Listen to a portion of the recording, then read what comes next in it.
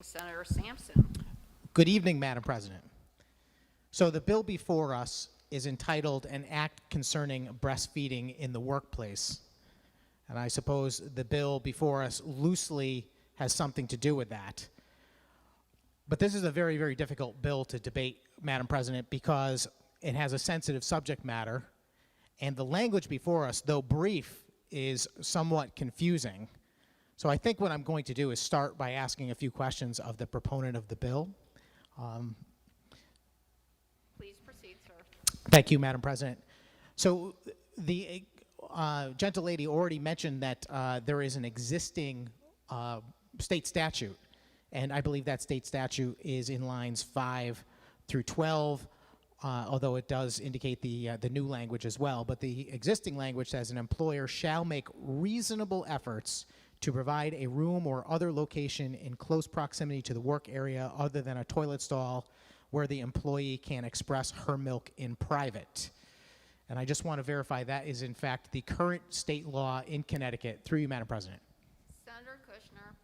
Through you, Madam President, that is my understanding. Senator Sampson. Thank you, Madam President.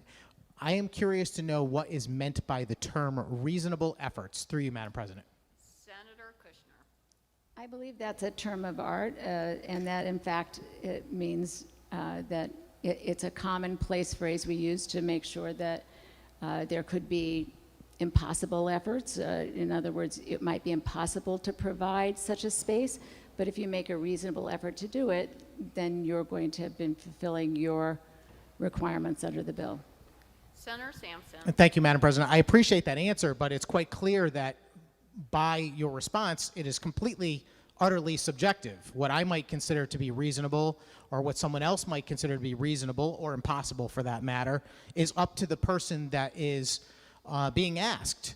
So how in our statute would we be able to determine whether or not such an effort is actually being made in a reasonable manner? And I'll just be slightly more specific. Suppose you had a business owner who has a room that he is not using for any other purpose except for maybe storing some items, and he says, I would love to give that to you, but I'm using it to store several boxes. Would you say that they are being unreasonable? Through you, Madam President? Senator Kushner.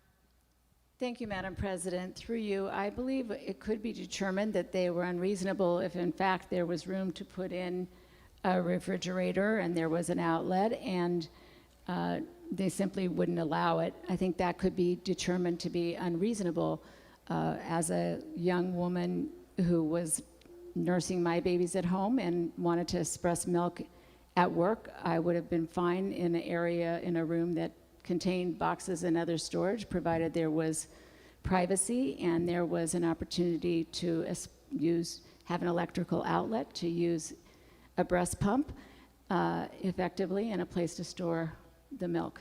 So I think if that was withheld, I would consider that unreasonable.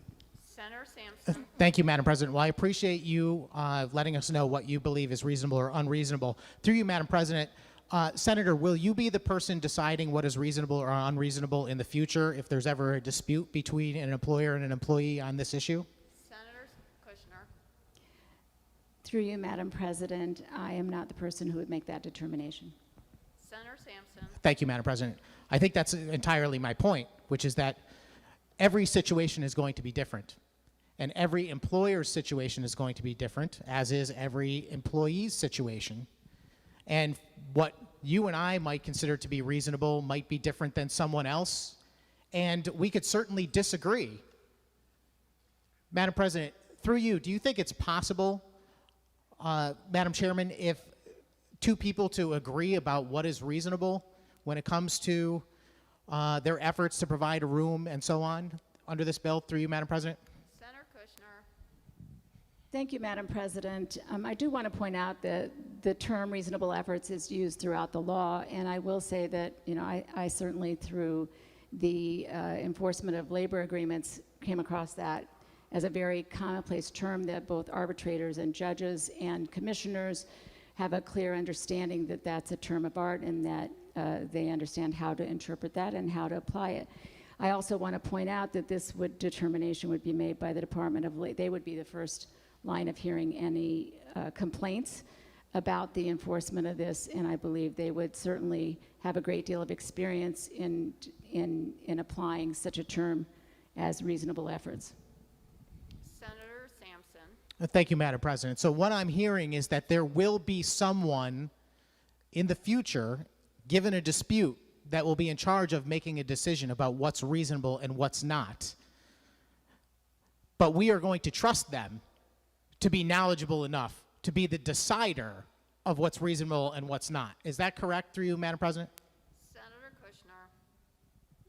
Through you, Madam President, that is absolutely correct. We do believe that there are people who are experienced and trained and can make that determination, and that we rely on them regularly for such determinations. Senator Sampson. Thank you, Madam President. I have no issue or no desire to drag out this conversation at all. I think this is very important to get on the record exactly what we're doing. So based on this conversation, which would suggest that even the current law, which says that a subjective determination about what is reasonable, which in a dispute might end up becoming before the Department of Labor, and if it can't be resolved there, it might go to CHRO or even a court at some point in the future to determine what's reasonable. Based on that, through you, Madam President, would you consider this existing statute that we're going to amend to be even more specific, but even under the current law, would you say that this is a mandate on businesses that they must comply with this requirement to produce a room or other location in close proximity and so on? Through you, Madam President.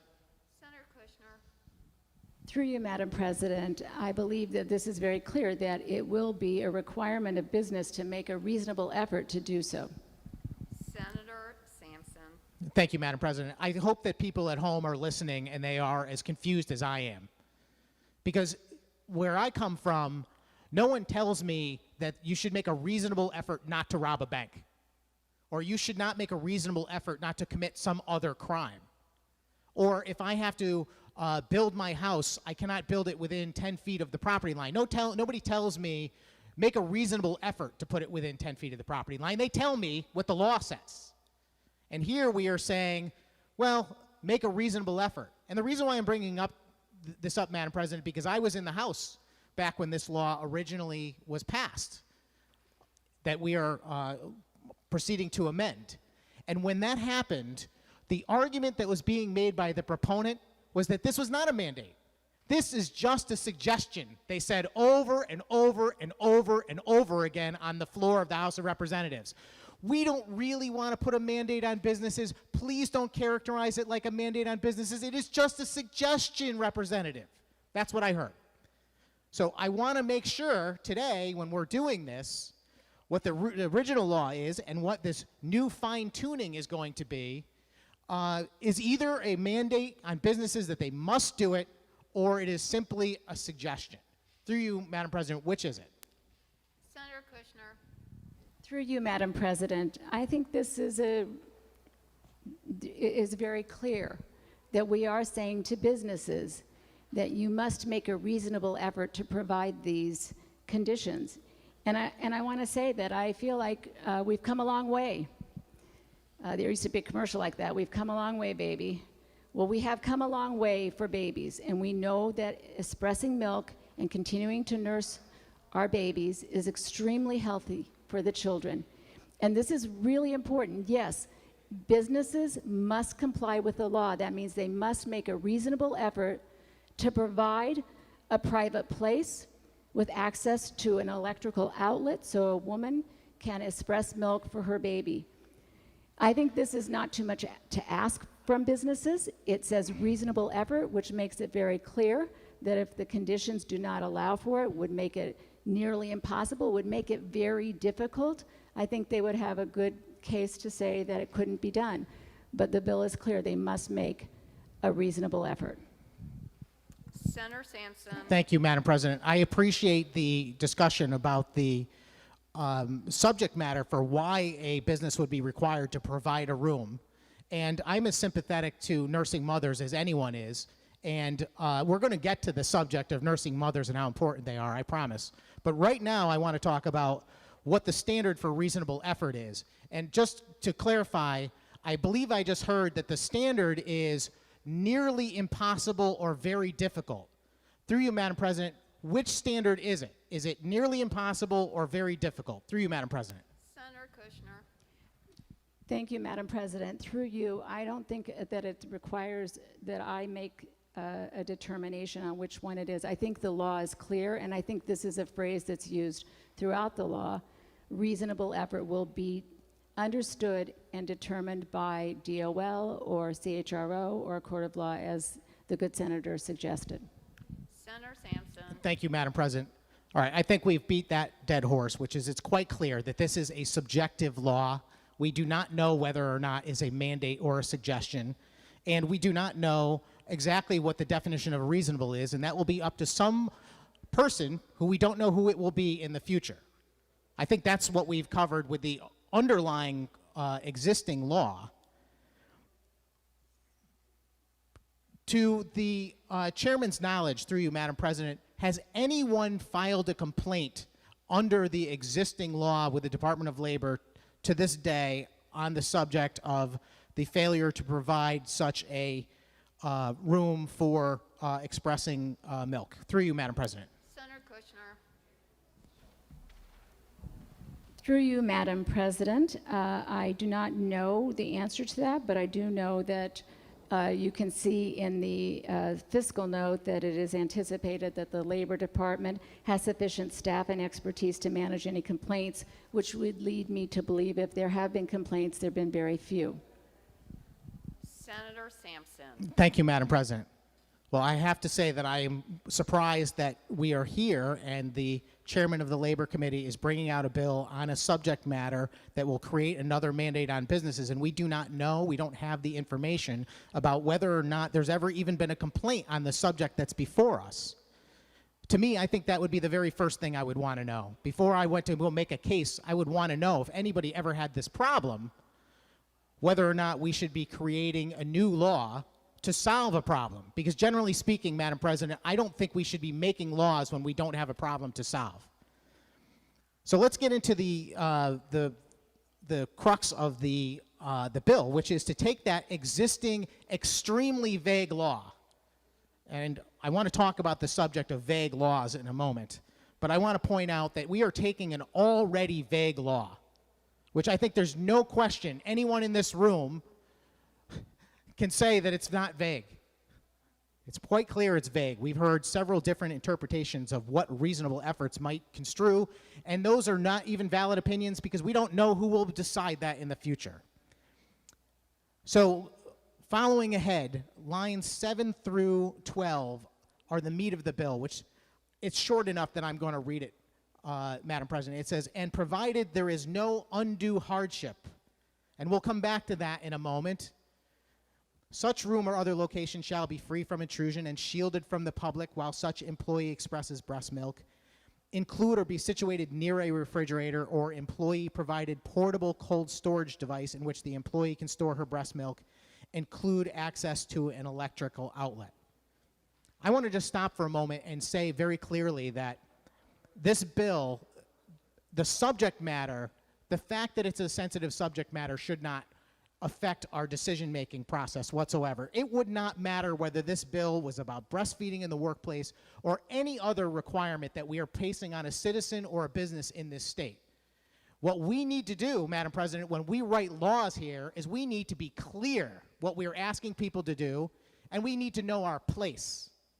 And I'm afraid that this bill both is not clear and it oversteps what our place is.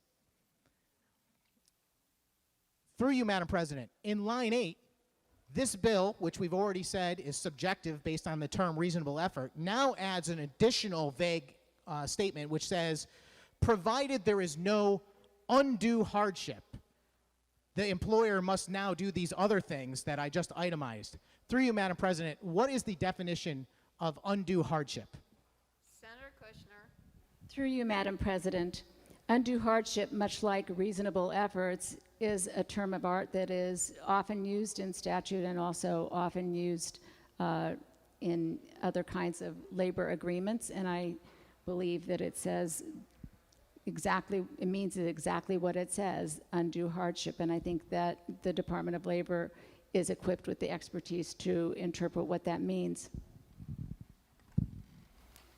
Senator Sampson. Thank you, Madam President. I appreciate the answer, but I will point out that this is not a labor agreement. This body is not a negotiation center for labor agreements. This body is not here to collectively bargain on behalf of anyone in the state. This is a bill which may become a law that will affect every citizen in our state if they fall under the parameters therein. And those citizens, Madam President, that each of us as state senators represent, those citizens deserve clear laws. They deserve to know what the law actually is. They shouldn't have to wonder, is my effort reasonable? They shouldn't have to wonder, will the government think my hardship is undue? They should never have to do that. There is a reason, Madam President, why the founders of this great country made such an unbelievable point of something called the rule of law.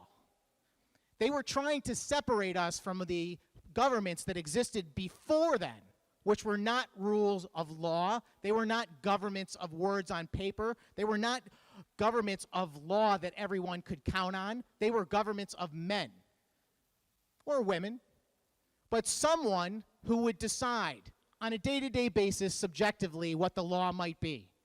And I'm afraid, Madam President, that we are down that path again, because we have taken what is already a completely vague and unclear law, and we're going to make it even more vague and more unclear, and we're going to put that on our businesses in this state. And whether it is for the best of intentions, and of course we all can agree that every one of us wants to accommodate breastfeeding mothers, is it the role of this body to decide who else should accommodate breastfeeding mothers? I mean, it's very easy to call yourselves charitable when you're not performing the charity. No one in this room is providing a room to someone to breastfeed. We are telling someone else they have to do it. These bills are very frustrating, Madam President. We are creating a trap for employers in this state. Because I want to explain something. When we write a law that's this vague, you know what happens? We leave our constituents in a situation where they don't really know what the law is. And they don't really know whether they're in violation of the law.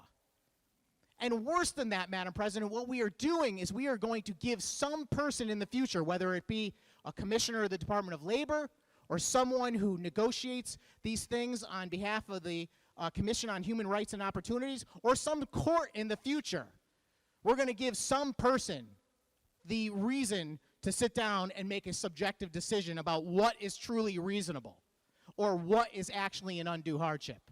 And that's wrong, Madam President. We should not be making those constituents of ours guess to know exactly what the situation is.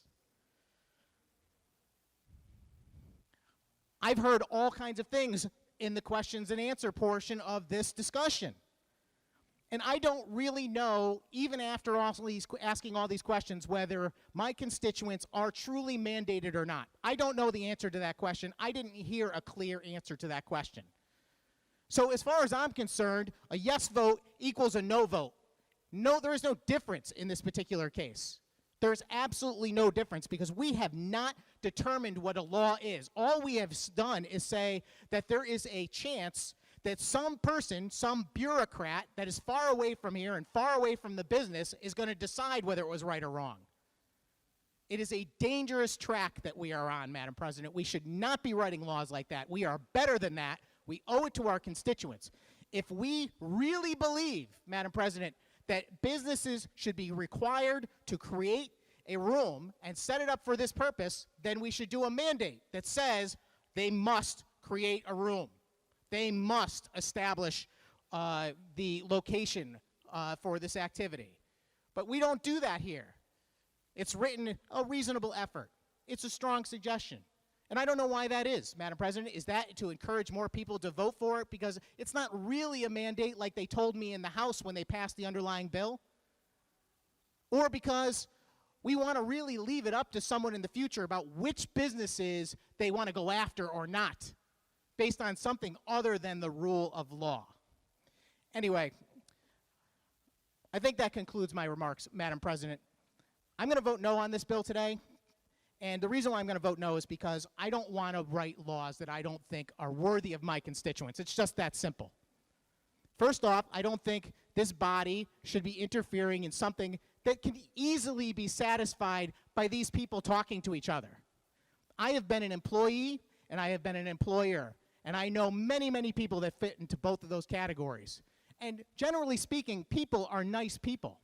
And I have seen situations. I used to run a whole bunch of small insurance agencies all across the state, and we employed many, many women that were of the age of becoming pregnant. And we, in fact, had many, many pregnant women that worked for those companies over the years. And in every case whatsoever, whether it was me as the management or someone else, we went out of our way to try and make it easy for that person in any way, shape, or form. And we went well above reasonable efforts and no undue hardship, I can tell you that. And you know why we did it, Madam President? Because we're good people, not because there was some vague bill that told us what to do. That's the way we should do things. And before we come to this chamber and say we're going to write a vague bill that leaves our constituents confused, we should know whether there's a problem. We should know whether anyone has ever went to the Department of Labor saying, you know what, my employer would not accommodate me, can you help me? We don't even know if that has ever happened. How is that possible that we can have a bill before us that suggests that we're going to do this without doing that first? I know full well, Madam President, that this bill is very much of a political nature. And the idea behind this bill is that anyone that is going to stand up and speak against this bill or vote against this bill at some point in the future is obviously going to be a target. They're going to be said to say, oh, they're against breastfeeding women, as if that made any sense in the world. And bills like this, Madam President, they are a shameful act. They really are, because what they do is they create division where none should exist. If you want to actually do something and create a mandate, you should be clear about it. If you do not want to create a mandate, then don't offer the bill at all. But one thing you should not do is use it as a political tool to go after people that have the courage to say, make it clear for us. Make it so it's understandable for our constituents, and make it fair. Thank you, Madam President. Thank you. Will you remark